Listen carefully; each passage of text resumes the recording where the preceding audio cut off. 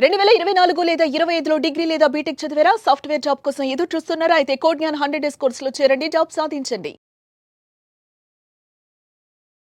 Welcome to Suman TV. నేను మీ Suman TV Nag.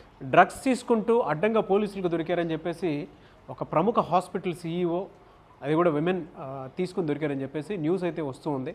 దీనికి సంబంధించినటువంటి పూర్తి వివరాలు ఏంటి, ఏ మేరకు ఇది జరిగింది అనేటువంటిది ఈరోజు మనతో పాటు హైకోర్టు అడ్వకేట్ అలాగే రవీంద్రనాథ్ గారు ఉన్నారు. అది వారి మాటలు తెలుసుకుందాం.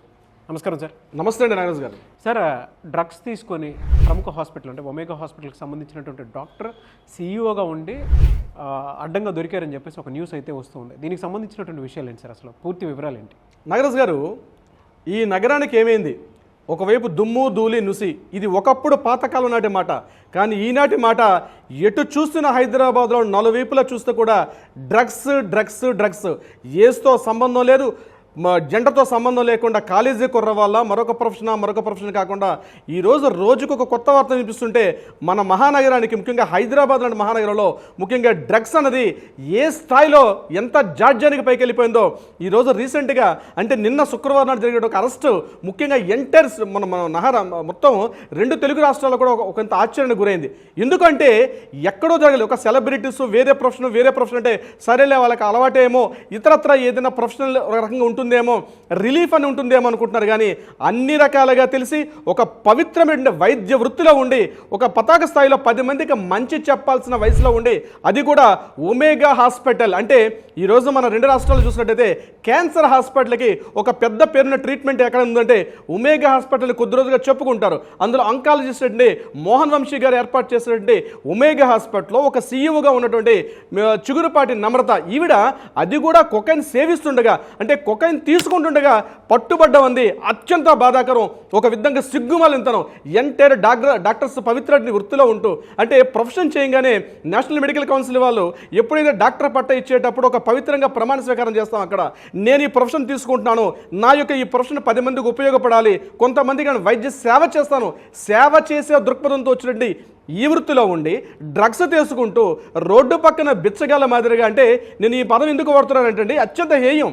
తెలియనటువంటి కుర్రాలు ఎవరైనా తీసుకున్నారంటే చెప్పాల్సింది పోయి తను ఒక ప్రొఫెషన్లో ఉండి అంటే ఏం చేస్తున్నారు మీరు అంటే మీరు చేసే ఆపరేషన్స్ డ్రగ్స్ తీసుకొని చేస్తున్నారా?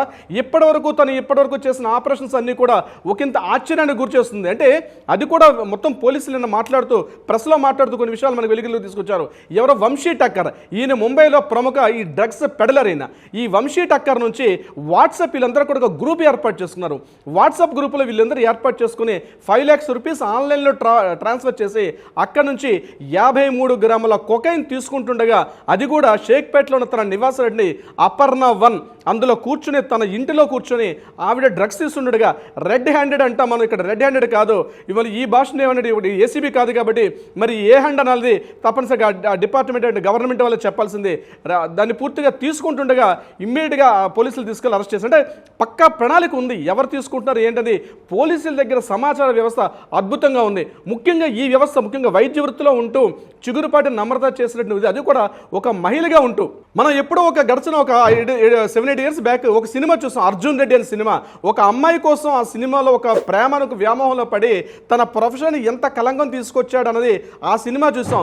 మరొక లేడీ అర్జున్ రెడ్డిలా తయారయ్యి ఈరోజు ఆమె డ్రగ్స్ తీసుకోవాలంటే ఎంత డేర్ ఉండాలండి, ఎంత తెగించేస్తున్నారు వీళ్ళు. ఈరోజు ఈ స్థాయిలో డ్రగ్స్ అనేది చట్టరీత్యా నేరం అని చెప్పి ప్రతిరోజు వీళ్ళు ప్రమోట్ చేస్తారు, పెద్ద పెద్ద బోర్డులు పెడతారు. అటువంటిది అదే హాస్పిటల్లో డ్రగ్స్ తీసుకుంటూ ఈరోజు తన రెడ్ హ్యాండెడ్గా పట్టుబడడం ఏదైతే ఉందో ఆ యొక్క చిగురుపాటి నమ్రత గారు ముఖ్యంగా చాలా సిగ్గుమాలితనం. ఇలాంటి వీడియో ఒకటి చేయాలంటే చాలా బాధ అనిపిస్తుంది. అంటే వైద్య వృత్తి అంటే మనకి ఏదైనా కష్టం వచ్చినా మన బాధ అనిపిస్తే అక్కడికి వెళ్తాం. దట్టు కూడా ఒమేగా హాస్పిటల్ క్యాన్సర్ ట్రీట్మెంట్, ముఖ్యంగా అంకాలజీ ట్రీట్మెంట్కి చాలా పేరు ఉన్నటువంటిది. చాలా సీఈఓస్ ఉంటారు, అందులో ఈవిడొక సీఈఓ.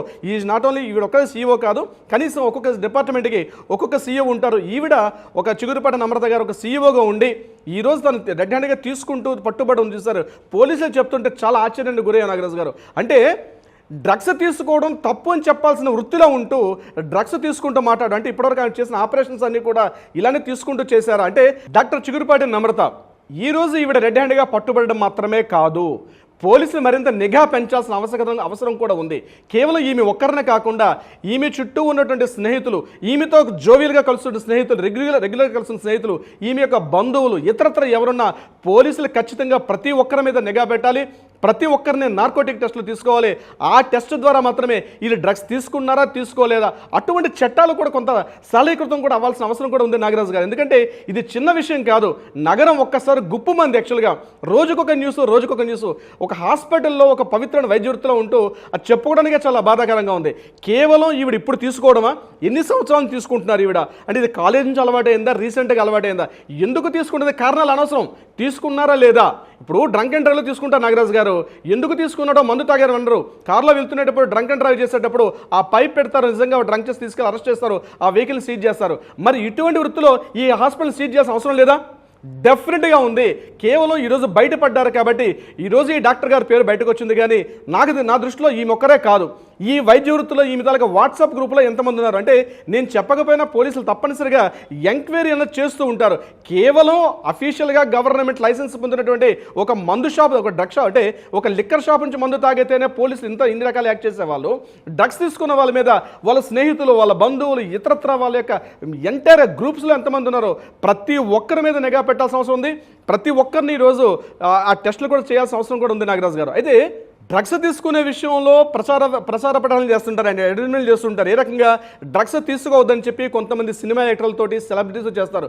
కానీ హాస్పిటల్స్ లాంటి పవిత్ర వృత్తిలో ఉంటూ ముఖ్యంగా వైద్య రంగంలో ఉండి వీళ్ళు చేస్తున్న ఆపరేషన్స్ అన్నాయి ఏవైతే ఉన్నాయో ప్రజల జీవితాలతో, ప్రజల ప్రాణాలతో చెలగాటడం ఏదైతే ఉందో, నేను ముఖ్యంగా మన ముఖ్యమంత్రి గారిని రేవంత్ రెడ్డి గారిని మన వేదిక ద్వారా, ఈ సుమన్ టీవీ వేదిక ద్వారా వారికి ఒక విజ్ఞప్తి చేస్తున్నాను. సార్, తప్పనిసరిగా మీరు వైద్య హాస్పిటల్స్ ఏవైతే ఉన్నాయో, ముఖ్యంగా ఈరోజు ఏవైతే ప్రైవేట్ కార్పొరేట్ హాస్పిటల్స్ ఉన్నాయో ఈ కార్పొరేట్ ముసుగులో ఈరోజు చాలా దందాలు నడుస్తున్నాయి. నాట్ ఓన్లీ డ్రగ్స్ కూడా కాదు నాగరాజు గారు, బెట్టింగ్స్ కావచ్చు, ఇట్లాంటి చాలా అవినీతి కార్యకలాపాలు ప్రతి హాస్పిటల్ జరుగుతున్నాయి. ఈరోజు బయటపడ్డారు కాబట్టి ఈరోజు దొంగలు బయటపడ్డటువంటి బడాబాబులు చాలా మంది ఉన్నారు. అదే మహిళల పురుషుల పక్కన పెడితే బడాబాబులు ఈ యొక్క తెరచాట్లను చాలా కార్యకలాపాలు ఉన్నాయి. ముఖ్యమంత్రి గారికి ఒకటే విజ్ఞప్తి చేస్తున్నాను, తప్పనిసరిగా ఈ రోజు ఏ సంఘటన జరిగిందో ఎంటైర్ ఈ యొక్క హాస్పిటల్ వ్యవస్థ మీద ఒక నిఘా పెట్టాల్సిన అవసరం కూడా ఉంది.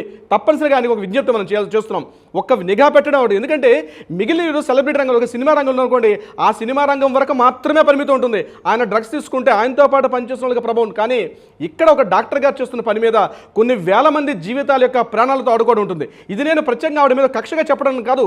ఈరోజు దొరికారు కాబట్టి, ఆవిడ రెడ్ హ్యాండెడ్గా మనకి ఈరోజు పట్టుబడ్డారు కాబట్టి ఈరోజు మనం మాట్లాడుకుంటున్నాం. కానీ లేకపోతే చాలామంది డాక్టర్స్, అర్జున్ రెడ్డి లాంటి డాక్టర్స్, లేడీ అర్జున్ రెడ్డి గారి డాక్టర్స్ లాంటి వాళ్ళు చాలామంది ఉన్నారు. వాళ్ళందరి మీద నిఘా పెట్టి ప్రతి ఒక్కరి మీద ఒక ఎంక్వైరీ పెడితే చాలామంది బయటకు వస్తారు. ఏదో కష్టం అని చెప్పి హాస్పిటల్కి వెళ్తాం, మన ఆరోగ్యం బాలని చెప్పి హాస్పిటల్కి వెళ్తాం. అలాంటిది డ్రగ్స్ తీసుకొని ఇతరత్రా తీసుకొని ఆపరేషన్ చేసే వ్యవస్థ. ఒకరోజు మీరు చెప్తున్నామనండి, ఆపరేషన్ థియేటర్లో వాళ్ళు చేసే వ్యవస్థ రకరకాలు చూసేవాళ్ళం. అంటే సిజర్లు మర్చిపోవడం, కాటన్ బండిల్స్ మర్చిపోవడం మనకు తెలుసు. కానీ ఈ రకంగా డ్రగ్స్ తీసుకుంటూ హాస్పిటల్లో వైద్యం చేయడం అనేది బహుశా ఇటువంటి జరగకూడదు. ప్రతి ఒక్కరి మీద నిఘా పెట్టాల్సిన అవసరం అయితే ఉంది నాగరాజు గారు. ట్రూ అండి. మన తెలంగాణ గవర్నమెంట్ నుంచి సీఎం రేవంత్ రెడ్డి గారు ఎప్పుడూ కూడా దాని మీద అవేర్నెస్ క్రియేట్ చేస్తూనే ఉంటారు. ఇండస్ట్రీలో ఉండేటువంటి హీరోస్ ఎవరైతే ఉంటారో వాళ్ళని అడ్వర్టైజ్మెంట్ ఇమ్మని కూడా చెప్తూ ఉంటారు. అంటే గవర్నమెంట్కి కొంచెం సపోర్టివ్గా ఉండి అడ్వర్టైజ్మెంట్స్ అవేర్నెస్ క్రియేట్ చేయండి, సే నో టు డ్రగ్స్ అని చెప్పేసి ఆయన అడ్వర్టైజ్మెంట్లు కూడా ఇప్పిస్తూ ఉంటారనమాట. అంటే అంత బాగా ఆయన తెలంగాణని ముందుకు తీసుకెళ్దాం అనుకునేటువంటి మనిషి. సో ఈ ప్రాసెస్లో ప్రతి హాస్పిటల్ మీద కూడా ఆయన ఒక నిఘా పెట్టాల్సినటువంటి అవసరం, బాధ్యత రెండూ ఉంది. అండ్ మీరు చెప్పినట్లు డాక్టర్స్ కూడా ఇలా చేస్తున్నారు అని అంటే ఆ వృత్తికి అవమానం, కళంకం అని చెప్పేసి చెప్పడంలో మాత్రం లేదు. చూద్దామండి ఏ మేరకు ఈ సజెషన్స్ తీసుకుంటారు అనేది. Anyway sir, thank you so much Ravindranath garu. Thank you so much Nagaraju garu. Suman టీవీలో మీ పర్సనల్ అండ్ బిజినెస్ ప్రమోషన్స్ కోసం కింది నెంబర్కి కాంటాక్ట్ చేయండి.